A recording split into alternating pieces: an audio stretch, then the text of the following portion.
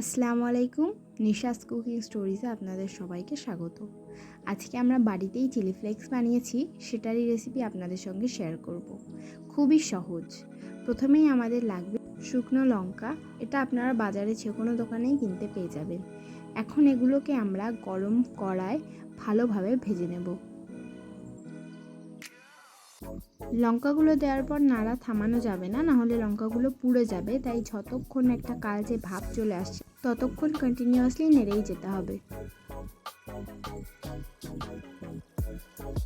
দেখতেই পাচ্ছেন আমাদের লঙ্কাগুলো ভাজা হয়ে গেছে, ঠিক এমন করে ভেজে নিতে হবে। এখন লঙ্কাগুলোকে আমরা মাঝখান থেকে ভেঙে এর ভিতরে থাকা দানাগুলোকে আমরা বের করে নেব।